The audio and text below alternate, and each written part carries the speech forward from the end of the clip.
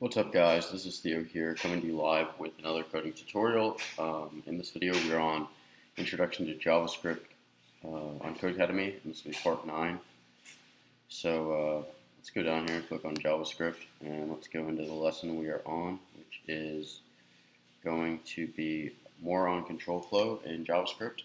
So this is when we tell a program what order to do things in, we're using something called control flow. You already know about if statements, conditionals, but in this course we'll expand our knowledge. So I'm going to click and let's get started. So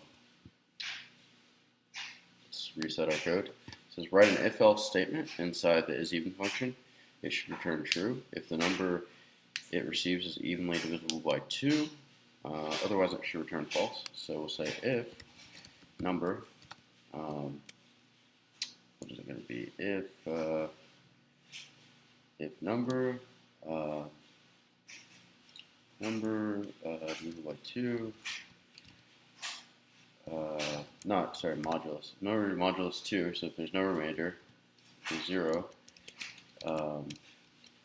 then we're going to return true, else we will want to return false.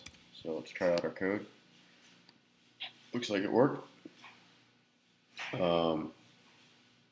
But just to show you guys, it does indeed work. Put even 4 in there, so we get a true, right? But if we were to put in 5, we should get a false. Cool. Let me reset this code. Now add an else if branch to your existing if else statement. If the number put into the function is not a number at all, it's instead of return true or return false, the function should return a string that tells the user their input isn't a number. So we'll do. Looks like we want to put it an else if branch to existing if else statement. So we'll say else if is the number, then what do we want to do?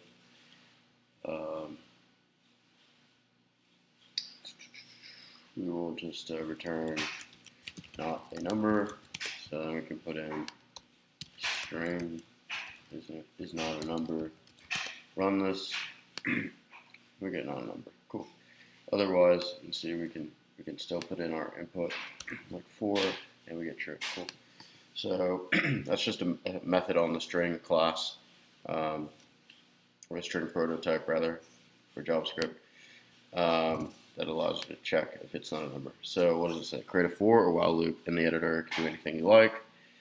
Right. So let's just try out a for loop. For var I equals 0, I is less than 3, I plus plus. We'll just do a pretty simple thing. Console.log I, and so now we get 0, 1, 2. Cool. Let's reset our code.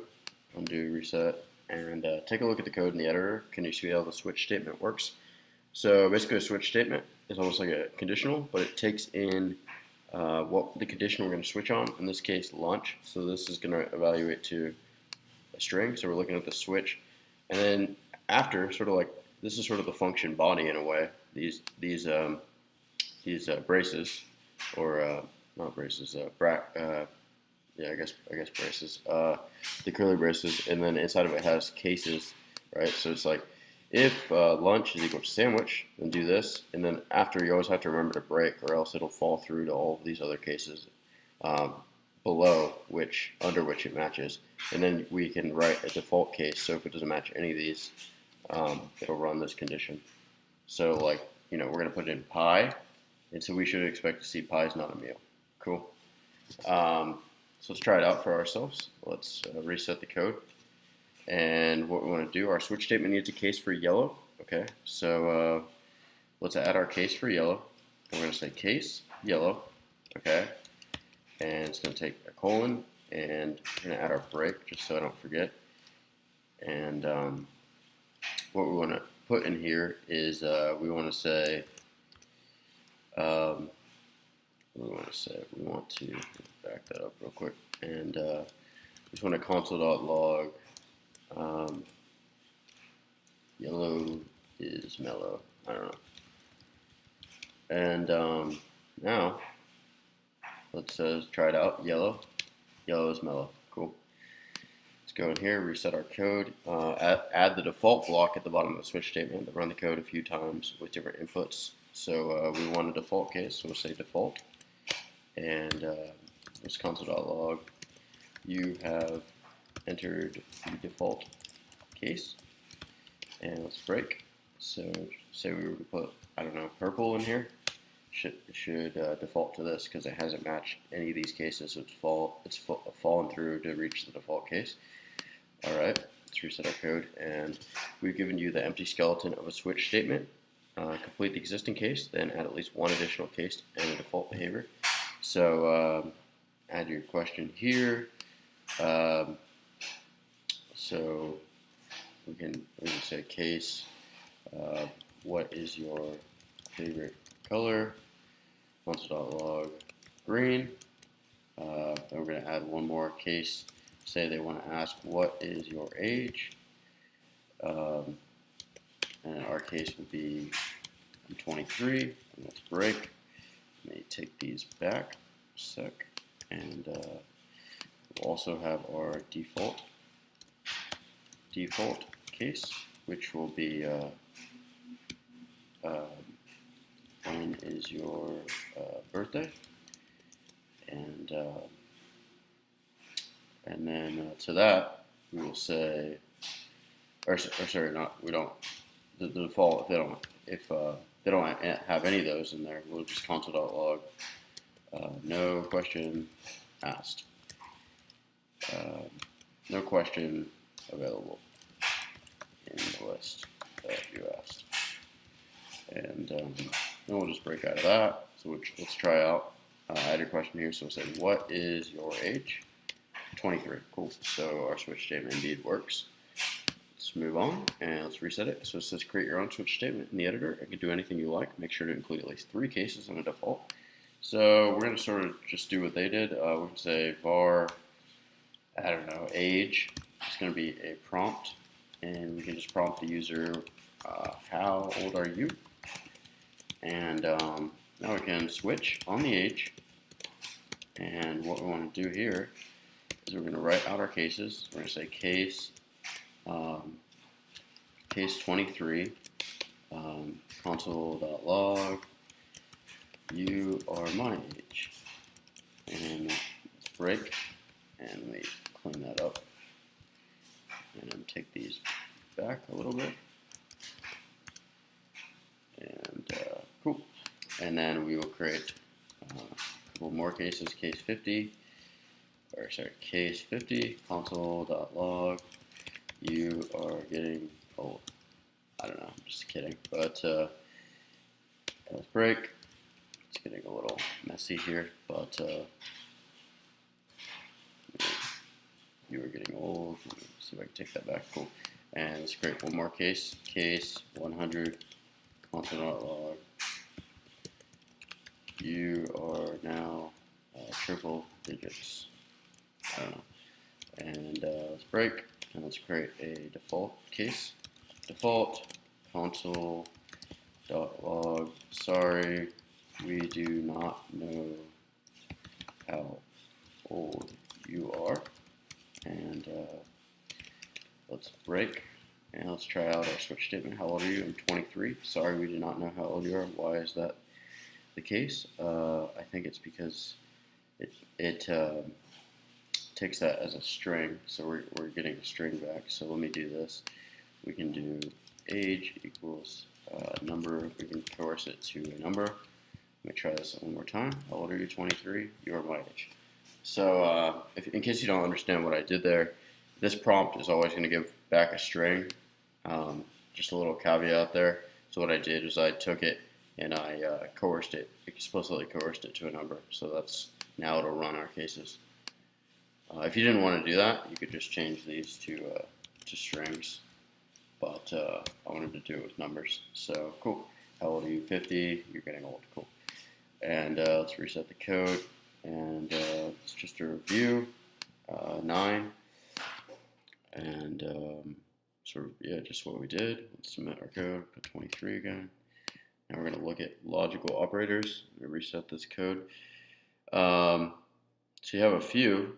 Okay, this and is just, as you might guess, this condition and this condition have to be true.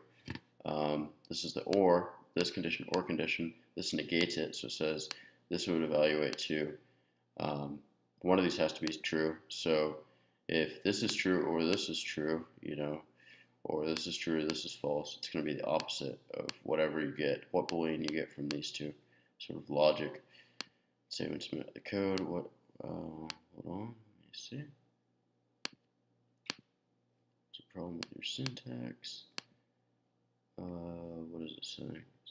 Set both variables in the editor to true and hit, okay. Set bar true, my bad, and cool. So let's reset this code, and so you can sort of see true and true is true, true and false is false, false and true. Anytime there's a false, it's going to evaluate to false. Create two variables. We'll say var hungry and var food here, and set them both equal to true. Okay, let's do that. And inside the eat function, create an if statement. So we're going to create our if statement. And what do we want to do with it? We want to return. So we can say if hungry and true. This is the same as saying if hungry equals true and food here equals true. That's just the long method. If hungry and food here, so both are true, then what do we want to do? We want to return true. Okay, so let's submit this, and it looks like your function doesn't return false. Okay, so else return false right here, and cool, good to go. Let's reset our code. And you can sort of see with or operators, true or true is true, true or false is true as long as there's one true, and the only condition in which it's going to evaluate to false is if both are false. So create two variables, var tired, board, and we'll set those equal to false. We can just do it like this. We can do var tired, board, and set that equal to false. And then after that, what does it want us to do? We want to add a if true, so we'll say if tired or bored. Again, this is just the shorthand method. We want to return true, else, I'm just going to return false, and we submit this code. Make sure you set tired to true or false. What is it? So now create return true if either tired or bored, or both. Either tired or bored, or tired and bored. I think that's what it wants, right? Make sure to set tired to true or false. Oh, okay, I think I know what I did wrong. Our tired equals true, or bored equals false. Yeah, I guess it didn't like how I was structuring it like that. All right, let's reset our code, and we're on not. So again, not true is going to be false, not false is going to be true, so it negates it. So declare a variable called programming, set it to false, and we'll declare a variable called happy, set it to true. Set happy, oh sorry, just programming. Okay, and we'll say if, what do I want to do? Turns true if programming is false and false otherwise. So we'll say if programming, let me put in a second m, then we're if else statement inside happy, so that happy returns true if programming is false. So we can say if, we can use the negation that they want us to use, so we'll say if not programming. So if programming is equal to true, then return false, else return true. So let's see if this works. Looks like your happy function returns true instead of false when programming is true. Did I mess that up? That so that happy returns true if programming is false. So if not programming, if not programming, so if programming is true,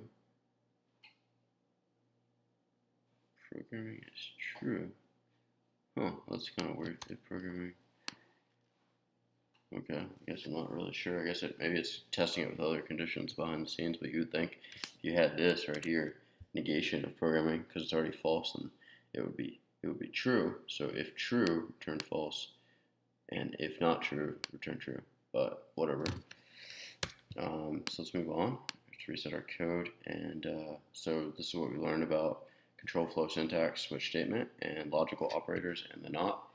So cool, guys. The next lesson is going to be Code Your Own Adventure 2. So we just finished, it looks like 1, 2, 3, 4, 5, 6, 7, 8, 9. We just finished part 9. We're going to be moving on to part 10 pretty soon, Code Your Own Adventure 2. So yeah, guys, thanks for watching. Make sure to comment, give it a thumbs up. Let me know what you think. And as always, guys, please subscribe and support the channel. It means a lot. Thanks. Have a great day.